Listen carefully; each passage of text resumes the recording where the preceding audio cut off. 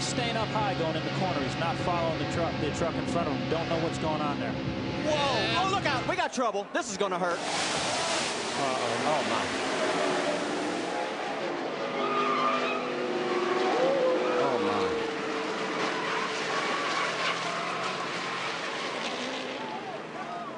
my. Yep. Keep your fingers crossed.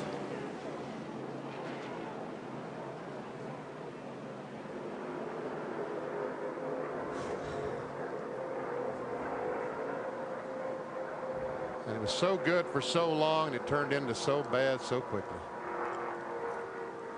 We'll be back to see what happened. And as I said, keep your fingers crossed, folks. We're at Daytona.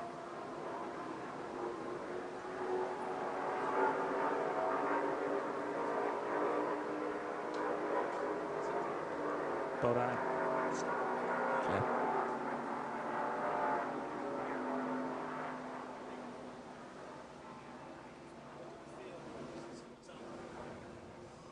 All right.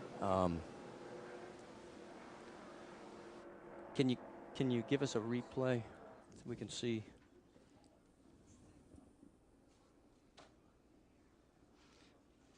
We may have spectators injured as well on the fencing. They've torn the fence down, so we're going to fix that. Yeah.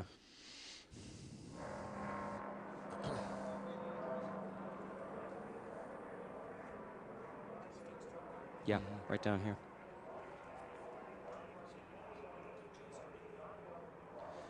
Jill, this is going to be a long one.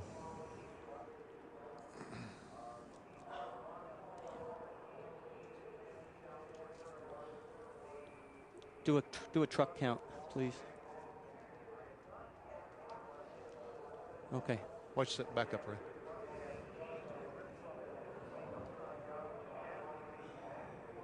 Right there. Kurt Busch. Boom. It's Here's Geoff. Bodine.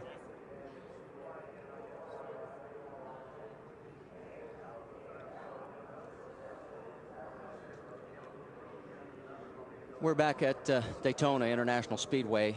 We are under a red flag situation, and that truck that is upside down, we believe it to be the number 15 of Geoffrey Bodine. And this was a very serious crash. And the race, as you see by the graphic, has in fact been red flagged because there's just too much attention has to be paid to these drivers involved, Geoffrey Bodine, and all the debris on the racetrack. There's just no way to bring those cars down. So we also have some damage to the fencing area. In fact, it's right in this part of the tri-oval coming into view now, right there at the bottom of your screen. So this is going to be an extended red flag, and we are keeping our fingers crossed for all the drivers.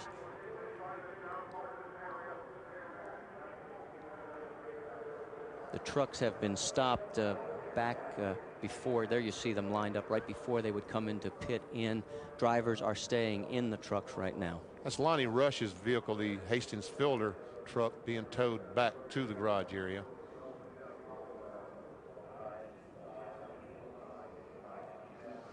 Now we do have confirmation that the truck that was upside down was Geoffrey Bodine's. No report yet on his condition,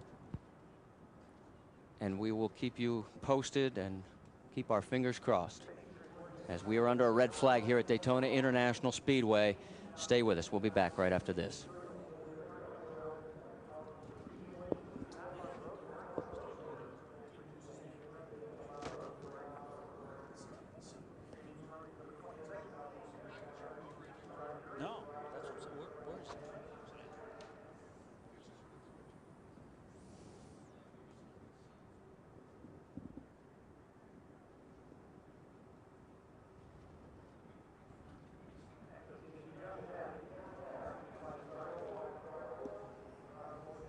There it is, Ray. There's the motor.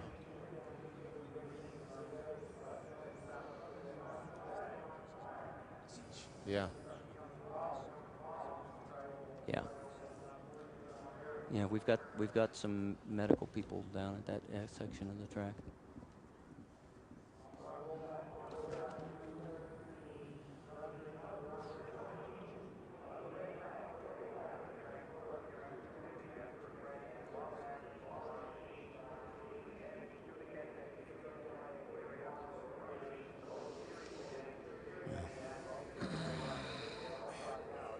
Man, it was so good, too.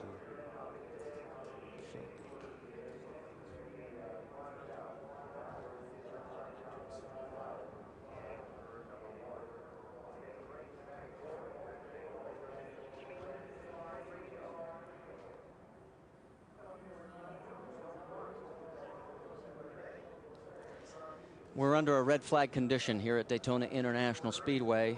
We believe about 9 trucks were involved on the tri-oval incident that has brought out this red flag. The most serious involves Geoff Bodine. The truck literally came apart. The motor is about, oh, I'd say 250 feet from where the truck ended up on the infield grass, actually, towards turn number 1. We can tell you the 31 is being towed back to the pit area. That's John Young. Lyndon Amick's 52 Penda Truck Accessories truck is also on the hook.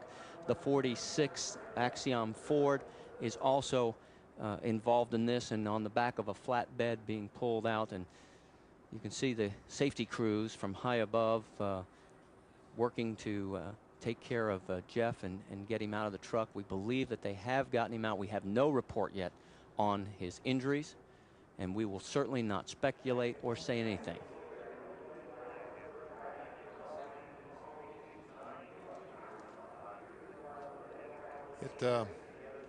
You're right, Marty. The truck just completely disintegrated when it made contact with that outside wall. Very reminiscent of Richard Petty's crash here, 1988, as he came off turn 4, made some contact, got up in the fence, and was so violently crashing down the front straightaway. That's what this crash reminded me of. Well, when we build these trucks and cars, Benny, as anything with NASCAR, safety comes first. And even though the truck came apart a good bit, the main roll cage stayed intact. So as the safety crews continue to work on Geoff Bodine, we'll take another break, and we'll be right back to Daytona International Speedway.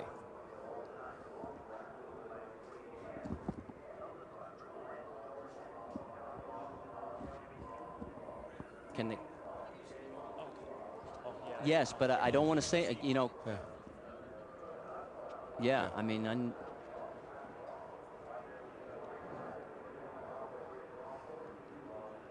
yeah.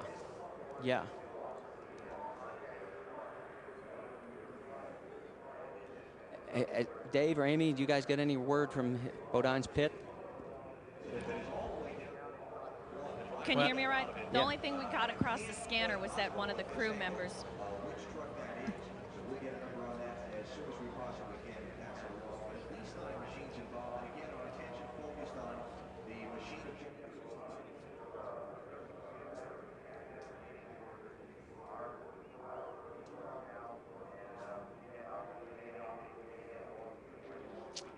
Well, the fencing crew has gotten here.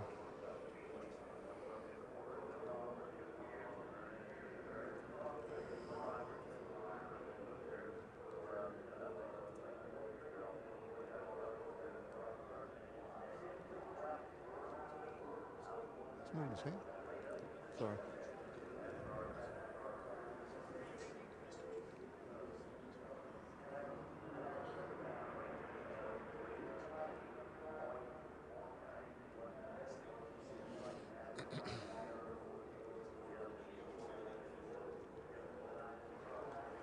There he is. He's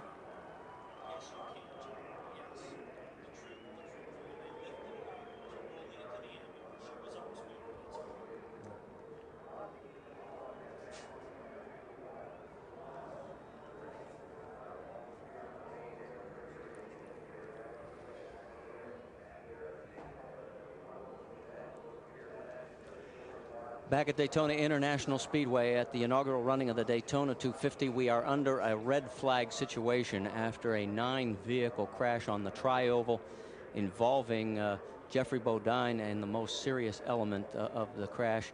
We're waiting for word from medical officials and NASCAR officials on Geoffrey's condition. We will certainly not speculate. It was a horrific crash.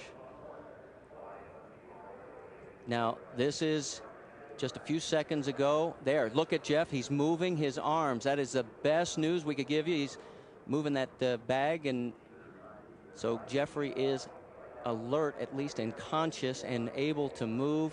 I don't know about you guys, but I'm breathing a little bit better right now. Well, me too. That was a horrific looking wreck, but what a testament to the safety of these vehicles. Unbelievable, isn't it, Benny? I'm telling you, folks, this is just about as bad a crash in a stock car as you'll ever see in your life. The truck just disintegrated, pieces going every place, but the roll cage stayed intact.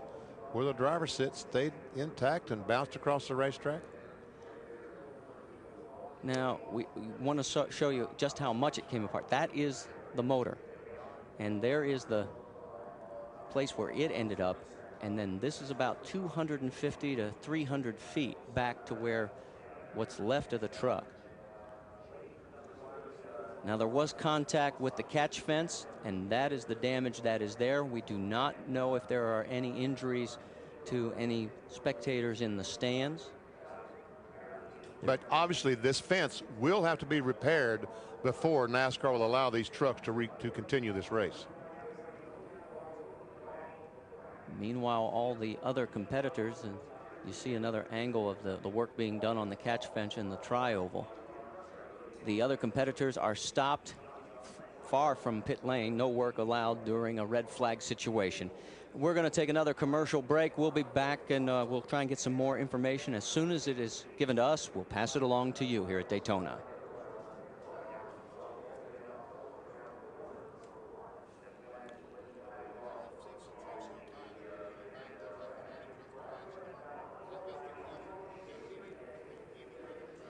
Yeah.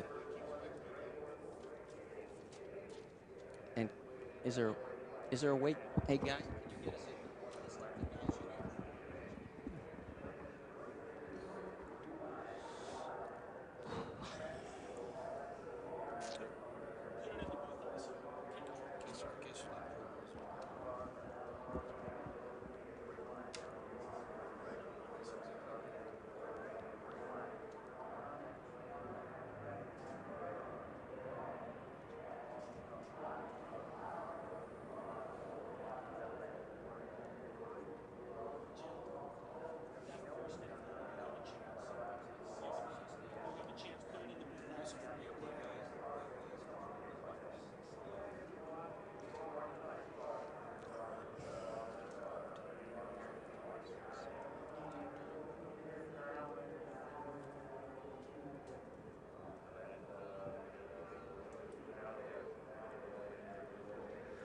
Back at Daytona International Speedway, we are under a red flag situation as we had a 10 truck crash now on the trial. We've been able to confirm that. That is what is left of Jeffrey Bodine's Line X Ford. And Ray, I have never seen a truck come apart that much, but look at the integrity of the cockpit area.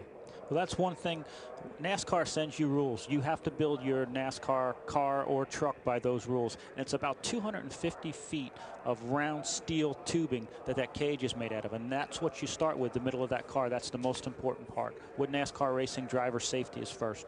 And the thickness of the metal also has to be a certain thickness. You just can't use thin wall tubing. It has to be a certain thickness, and the integrity has to be able to stand something like this. So thank goodness that they do send out those rules and make sure that these mechanics like Ray Evernham use that thick tubing. We've built quite a few of those things, Benny.